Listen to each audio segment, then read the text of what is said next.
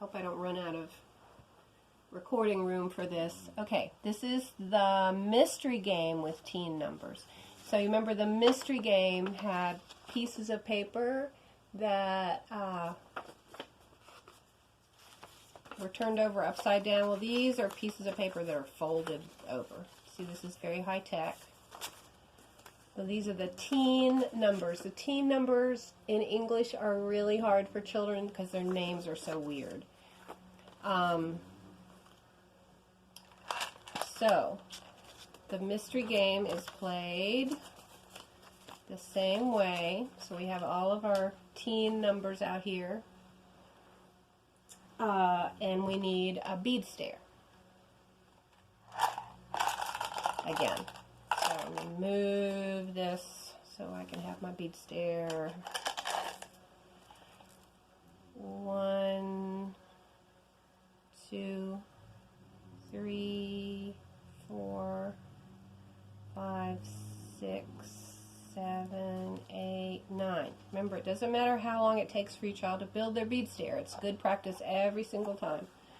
And remember, you can go off and do something while they're building their bead stair. If they know how to build a bead stair, you can go off and say, and you can go off and say, come get me if you need help. All right, and we have our 2 10s. All right, so I'm going to go first since I'm the only one here. All right, I got this many. I'm not going to show the other person what I got. So I have this many. I'm going to fold it up and I'm going to make this many. I'm going to make that many with my beads. All right. And if I need to count, that's okay. And then I'm going to ask the other person to check. Will you check? So I got 1 10 and 9 ones. Will you check my number and see if it's right? So the other person's going to check and say, oh yeah, you got 19 and you picked out 1 10 and 9 ones. Good work.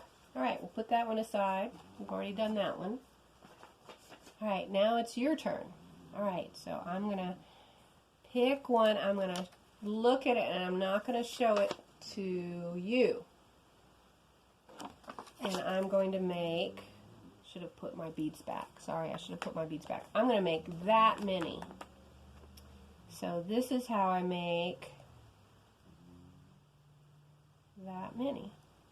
All right, will you check and make sure that I did it right?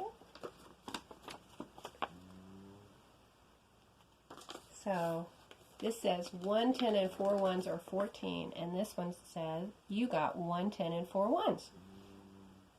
Okay, so this is probably late to talk about what if the child makes a mistake. So what if the child did this? In a Montessori classroom, we are taught to teach by teaching, not by correcting. So I would look at this, 14, and I would look at what the child made it, and I would say, oh, let's count and see what you made. So we'd count. We'd get 17. We'd see if the child noticed the discrepancy. If the child notices this discrepancy, then you can help them fix it. If the child doesn't notice, then what we've learned is the child's not ready for this work. And we say, maybe you take the next turn and then you stop and you say, this is fun. I like playing the mystery game with the teen numbers. And we'll play it another day. And then maybe you go back and you do a review. Or you do go back and do a review. Maybe you play the store game with teen numbers the next time. And some days the children don't remember and you don't know why. And then the next time they totally do remember and you never knew why.